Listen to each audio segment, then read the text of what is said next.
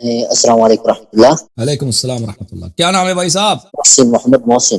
محمد محسن۔ مولوی ہیں یا غیر مولوی ہیں؟ جی الحمدللہ مولوی۔ مولوی ہیں۔ کہاں سے کال کر رہے ہیں؟ میں ابھی ادھر سعودی عربیہ سے بات کر رہا ہوں۔ اللہ تعالیٰ قبول فرمائے، حکم کریں محسن صاحب۔ اچھا حضور، میرے نا باغ فد کے حوالے سے کوئی چند کوشچن تھے۔ جی بھائی سب سے پہلے یہ میں نے عرض کرنی تھی کہ جو باغ فد ہے اس حوالے سے تھوڑا سا آپ مجھ سے بتا دیں جو باغ فد جو ہے کیا تھا اصل میں، اس حوالے سے بھی میں آگے مزید کچھ آپ کے ذہن میں کیا ہے نا، آپ تو مولوی ہیں، آپ کو پتہ ہونا چاہیے کیا تھا، آپ کیا سمجھتے ہیں کیا تھا؟ تھوڑا سا وضاحت فرما دینا باغ فد کے حوالے سے۔ میں نے تو یہی سنا ہے کہ باغ فدق دیکھیں، باغ فدق انفال میں سے ہے۔ وَيَسْأَلُونَكَ عَنِ الْأَنْفَالِ قُلِ الْأَنْفَالُ لِلَّهِ وَلِلرَّسُولِ صلی اللہ علیہ وسلم۔ انفال کس کے لیے ہے؟ اللہ، اس میں مسلمانوں کی کوئی شراکت نہیں۔ انفال خاص رسول اللہ صلی اللہ علیہ وسلم کے لیے، تو یہ خالص مال تھا رسول پاک صلی اللہ علیہ وسلم کی۔ جو خیبر کے قریب فدق کے علاقے میں جو یہودی رہتے تھے، وہ ڈر کے مارے انہوں نے کہا کہ ہم آپ کو جائیداد چھوڑتے ہیں، ہماری آپ کی ہو۔ تو رسول اللہ صلی اللہ علیہ وسلم نے فدق پہ اس طرح ان کی ملکیت بنی۔ وما افاء اللہ علی رسولہ منہم فما اوجفتم علیہ من خیل ولا رکاب ولکن اللہ یسلط رسلہ علی من یشاء۔ کہ جو اللہ تعالیٰ اپنے رسول کو عطا کرتا ہے کفار کے شہروں میں سے، تو آپ لوگوں نے اس پہ کوئی دوڑے تو نہیں دوڑائے، اور آپ مسلمانوں نے کوئی جہاد تو نہیں کیا، تو اس لیے مسلمانوں کو کوئی حق نہیں۔ تو فدق جو تھا ملک تلق تھا، خالص ملکیت تھی، جو شخصی ملک ہوتا ہے رسول اللہ صلی اللہ علیہ وسلم۔ جیسے میرا گھر میرا، یہ کوٹ میرا ہے، یہ کوئی بیت المال کا نہیں ہے کہ اس میں دوسروں کا بھی حق ہے۔ یہ کوٹ، یہ قمیص میری ہے، یہ کوٹ میرا ہے، یہ انگوٹھی میری ہے، میں چاہوں اس کو آپ کو دے دوں، چاہے کسی اور کو دے دوں، چاہے کسی کو نہ دوں، اپنی انگوٹھی خود استعمال کروں، ٹھیک ہے نا۔ یہ اس طرح رسول پاک صلی اللہ علیہ وسلم کے ذاتی ملکیت ہے، اور اس پہ سب مسلمانوں کا اجماع ہے، سب مسلمانوں کا اجماع ہے کہ ان کا ذاتی ملکیت۔ اچھا، اب انہوں نے اس کا کیا کیا؟ تو روایات میں یہی ہے، 5 صحابی آپ کے کتب میں موجود ہیں، بلکہ سے زیادہ 8-9 صحابی سے روایت ہے کہ رسول پاک صلی اللہ علیہ وسلم نے اپنے حیات طیبہ میں اس کو حضرت زہرا سلام اللہ علیہا کو دیا، انہوں نے قبول کیا، وہ ان کی مالک بن گئی۔ فدق کیا ہے؟ فدق کیا ہے؟ ایک ہبہ ہے جو رسول پاک صلی اللہ علیہ وسلم زہرا کو دیا ہے۔ پھر بعد میں ابو بکر کے حکومت میں ابو بکر نے اس پہ قبضہ کیا اور بولا کہ آپ شاہد لے کے آؤ کہ یہ آپ کو رسول پاک صلی اللہ علیہ وسلم نے آپ کو ہبہ کیا۔ تو زہرا سلام اللہ علیہا نے امیر المؤمنین علیہ السلام ام ایمن کو شاہد کے طور پہ لے کے آئے، تو انہوں نے قبول نہیں کیا، کہتے ہم نہیں مانتے۔ تو پھر کہا اگر قبول نہیں کرتے ہبے کے طور پر تو یہ تو میرے والد کا جائیداد تو ہے نا، وارث تو صرف میں ہی ہوں، کوئی اور تو میرا ارث دے دو، وہ بھی نہیں دیا۔ یہ ہے فدق کی کہانی۔ اور بولو۔ اچھا تو یہ جو باغ فدق ہے یہ تو مال فہ میں نہیں آتا، ظاہر ہے کہ قرآن میں بھی اس کا ذکر آیا مال فہ کا۔ کس کو بولتے ہیں بھائی؟ فہ کس کو بولتے ہیں؟ فہ کی تعریف کریں، میں آپ کو بتاتا ہوں کہ فہ میں آتا ہے نہیں آتا۔ کس فہ کی بات؟ اس میں ظاہر ہے کہ قرآن میں یہ آتا ہے کہ یہ اللہ تعالیٰ کا جو حصہ ہے، یا نبی علیہ السلام کا، جو فقراء کا، مساکین کا، یا اہل بیت طہار کا، یعنی کہ اس کے 4-5 حصے ہیں۔ آپ فہ بولتے ہیں کس کو بھائی؟ فہ بولتے ہیں کس کو؟ آپ تعریف کرو نا تاکہ میں بتاؤں یہ فہ میں آتا ہے۔ میں نے اتنا ہی پڑھا نا، جتنا پڑھا میں نے عرض کر دیا آپ کو۔ آپ تو مولوی ہیں بھائی، کہاں پڑھا ہے آپ؟ جتنا ضرور میں نے پڑھا میں نے آپ کے سامنے عرض کر دیا کہ مال فہ کے نام سے ایک قرآن میں اس کا ذکر آیا ہے۔ فہ جو ہے، فہ بولتا ہے پلٹنے کو، پلٹا دینے کو، پلٹا دینے کو فہ بولتے ہیں۔ حتی تفیء الی امر اللہ، ازواج میں جب کلش ہو جاتی ہے تو ان کی نصیحت کرو، اصلاح کرو، تاکہ وہ عورت جو ہے اللہ کے امر کی طرف پلٹ جائے۔ اللہ تعالیٰ نے اپنے حبیب صلی اللہ علیہ وسلم کو مال یہ پلٹایا ہے، یہ فہ ہے۔ فہ سے کیا مراد؟ فہ سے عطا مراد ہے، یہاں پر اللہ تعالیٰ نے عطا کیا۔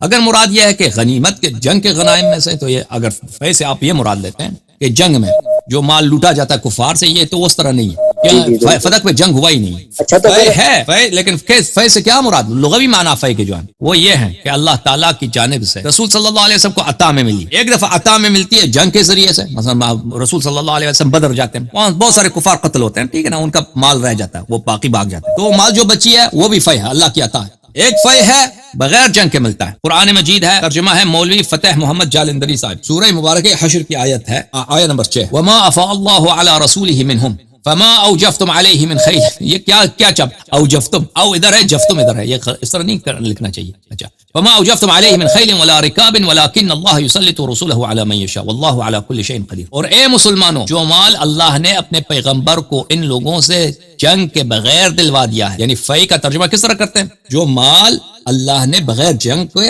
اپنے حبیب صلی اللہ علیہ وسلم کو دیا ہے، اس میں تمہارا کچھ حق نہیں ہے، کیونکہ اس کے لیے تم نے نہ گھوڑے دوڑائے نہ اونٹ، لیکن اللہ اپنے پیغمبروں کو جن پر چاہتا ہے غالب کر دیتا ہے، اور اللہ ہر چیز پر قادر ہے۔ تو اس سے کیا پتہ چلا؟ اس سے پتہ یہ چلا کہ یہ جو اس پہ مسلمانوں کا حق نہیں، یہ بھی فہ ہے لیکن اس پہ مسلمانوں کا حق نہیں۔ تو آپ جب فہ کہتے ہیں نا، لفظ فہ قرآن مجید میں عطا کے لیے آیا ہے، اللہ کی عطا۔ ایک دفعہ عطا جنگ میں ہوتا ہے، اس میں ایک حصہ پیغمبر کا ہوتا ہے، 4 حصہ وہ لشکر والوں میں تقسیم ہوتا ہے، خمس پیغمبر کو جاتا ہے، صلی اللہ علیہ وسلم اور 4 حصے لشکر والوں میں تقسیم ہوتا ہے. لیکن ایک فے ہے جو جنگ کے بغیر آ جاتا ہے, ہاتھ میں آ جاتا ہے, تو وہ کیا ہوتا ہے؟ وہ مل کے خالص ہوتا ہے پیغمبر صلی اللہ علیہ وسلم کی. یہ کتاب شرح مشکل الآثار ابو جعفر احمد ابن محمد ابن سلامہ الحنفی الطحاوی, جزء 8 چاپ مؤسسۃ الرسالہ. یہاں یہ کتاب چھپی ہے سن 1994 میں. یہاں پہ آپ کو لے کے چلتے ہیں صفحہ نمبر 51 میں, حدیث نمبر 3047. روایت کرتے ہیں مسور ابن مخرمہ سے کہ میں نبی کریم صلی اللہ علیہ وسلم کے ساتھ گیا, عفوا قدمت علی النبی صلی اللہ علیہ وسلم اقبیہ, نبی صلی اللہ علیہ وسلم کے پاس کچھ قبا ہے. قبا وہ بولتے ہیں نا, مثلا شیروانی جو پاکستان میں نا شیروانی کی طرح ہوتی ہے قبا, لیکن اس میں بٹن وغیرہ نہیں ہوتے, سامنے سے کھلا ہوتا ہے, شیروانی سمجھو, شیروانی جیسے. اس طرح قبا آئے نبی کریم صلی اللہ علیہ وسلم کے پاس, فقسمها بین اصحابہ, تو اس کو انہوں نے اپنے صحابہ میں تقسیم کیا. تو میرے والد مخزمہ نے کہا کہ چلتے ہیں پیغمبر صلی اللہ علیہ وسلم, شاید وہ ہمیں بھی ان کپڑوں میں سے ہمیں کچھ بھی عطا کریں. فجاء الى الباب, نبی کریم صلی اللہ علیہ وسلم دروازے کی طرف آئے, فقال ها هنا هو, انہوں نے کہا کہ یہ پیغمبر آ رہے ہیں. فسمع النبی صلی اللہ علیہ وسلم صوته فخرج معه بقبا, تو نبی کریم صلی اللہ علیہ وسلم تشریف آئے اپنے ساتھ ایک قبا وہ لے کے آئے.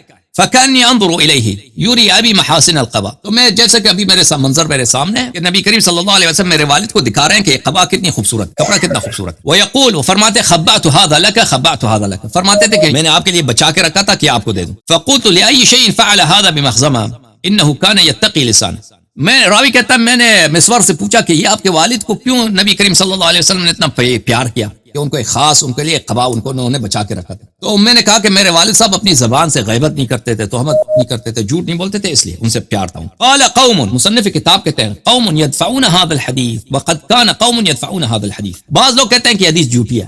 بعض علماء کہتے ہیں یہ حدیث نہیں ہو سکتا. محال ان يكون رسول الله صلى الله عليه وسلم لبس ذلك القبا وهو مما فعل الله عليه عز وجل وله في ذلك شركاء, یہ محال ہے کہ رسول پاک صلی اللہ علیہ وسلم نے یہ قبا پہنا ہو, اور اس قبا میں سب لشکر والے شریک ہیں کیونکہ یہ مال فی میں سے ہے, اور اس میں تو خمس پیغمبر کا ہے, بقیہ تو پیغمبر کا نہیں ہے صلی اللہ علیہ وسلم. لأن الله عز وجل جعل الفی على ما ذكره في كتابه يقول بقوله عز وجل, کیونکہ اللہ تعالیٰ فی کے متعلق قرآن میں فرماتے ہیں وَمَا أَفَاءَ اللَّهُ عَلَى رَسُولِهِ مِنْ أَهْلِ الْقُرَى فَلِلَّهِ وَالرَّسُولِ وَلِلرَّسُولِ وَذِي الْقُرْبَى وَالْيَتَامَى وَالْمَسَاكِينِ وَابْنِ السَّبِيلِ. فی کا تو یہ حکم ہے کہ اللہ, رسول, اہل القرى, ذی القربى والیتامى والمساکین من السبیل, ان سب کا اس میں حق ہے. بلی فتأملنا فيما قالوا, لیکن میں نے بہت سوچا کہ علماء نے کیا کیا اور انہوں نے اس حدیث کو کیوں جھٹلایا ہے. ونفوه عن رسول اللہ, اور رسول اللہ صلی اللہ علیہ وسلم سے اس کی نفی کی ہے. فوجدناه فاسدا, ہم نے دیکھا کہ ان کا قول فاسد ہے. لأن الأفياء التي أفاء الله عز وجل على رسوله صنفان, کیونکہ فے کے دو قسم ہوتے ہیں. فے جو اللہ اپنے رسول کو عطا کرتا ہے صلی اللہ علیہ وسلم, اس کے دو قسمیں ہیں. احدهما الصنف الذي ذكر الله عز وجل